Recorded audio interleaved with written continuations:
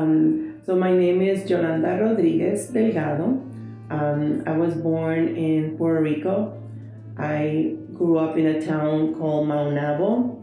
It's a very beautiful rural town in the island. It's a mix of rural and the beach. We have the ocean right there as well. I moved out of that town when I was 15 to Humacao, and that's where we are right now. That's where my mom lives and my family, they are in Puerto Rico.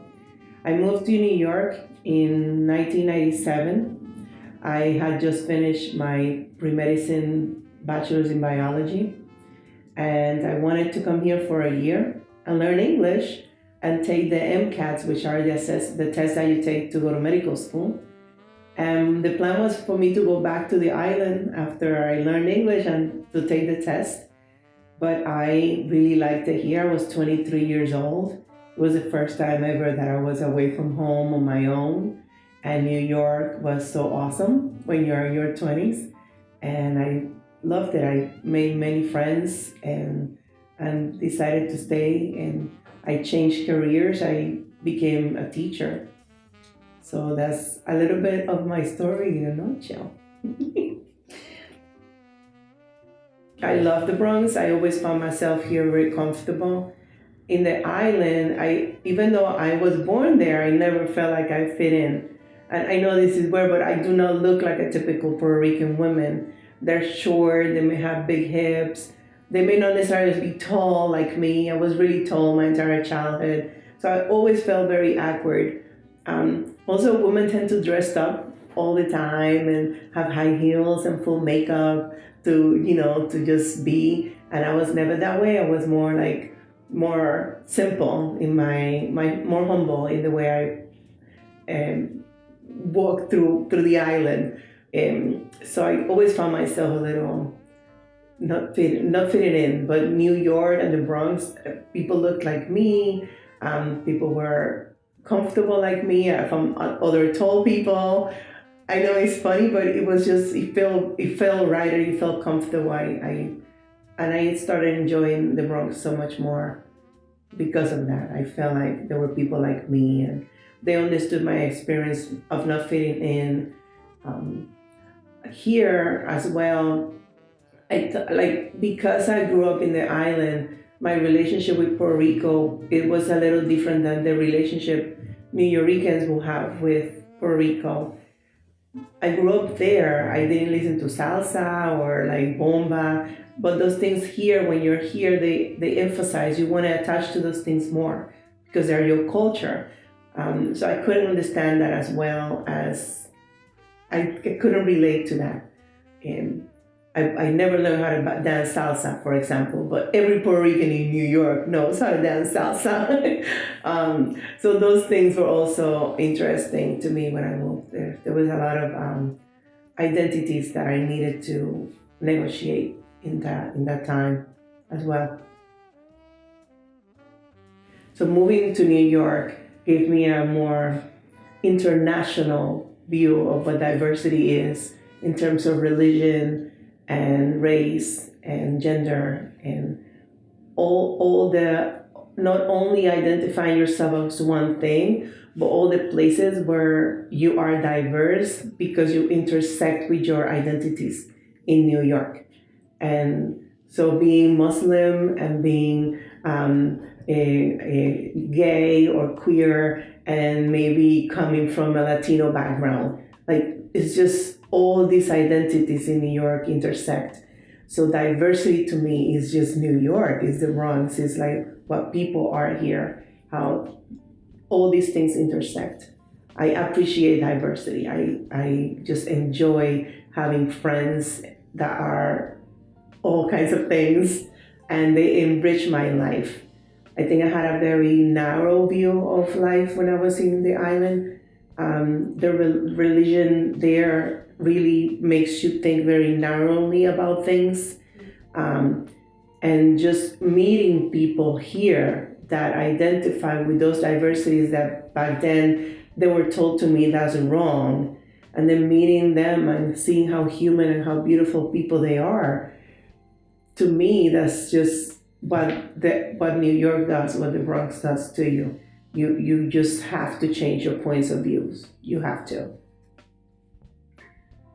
And what difficulties, if you had or did you encounter for being a woman? So being a woman in New York has been interesting. I, at the very beginning, was a woman that didn't speak English and had a very thick accent, which I still have. But when I first, 1997, when I first started learning English, it was hard for people to understand sometimes what I would say.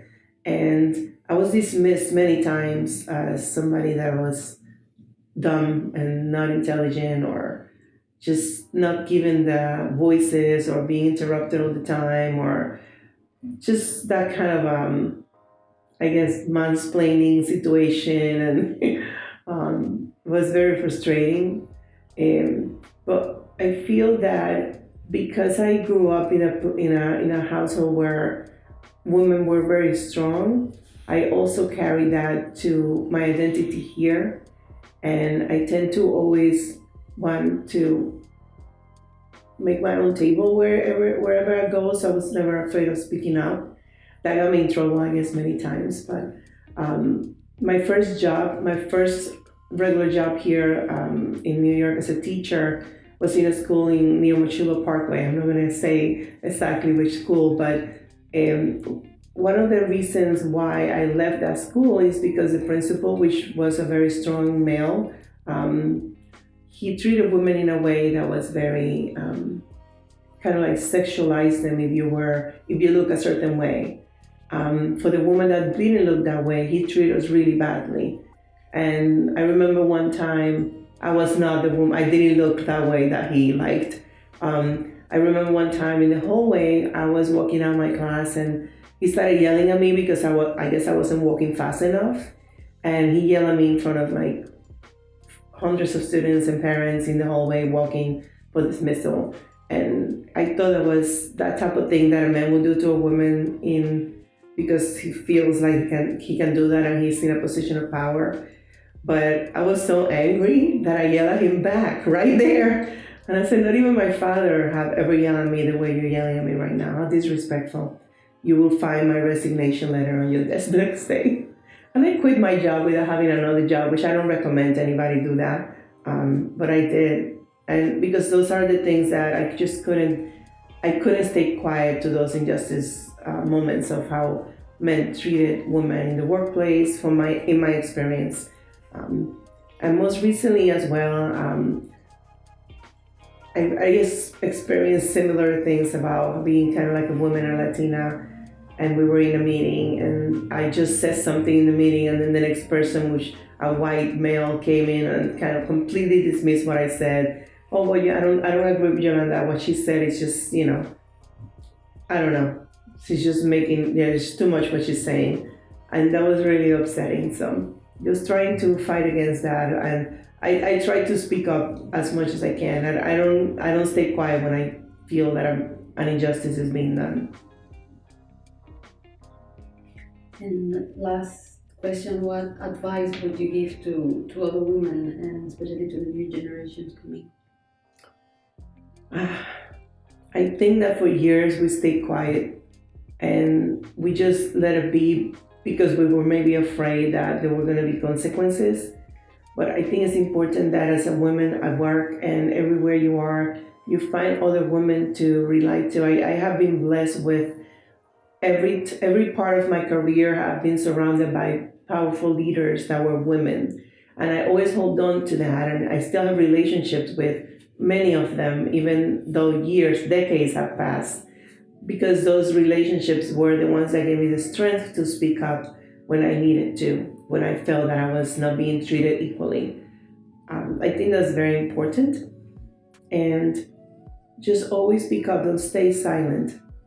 Even if you're afraid, say something. It's important to call out this type of injustices when they happen. Don't wait a week, just when they happen, speak up.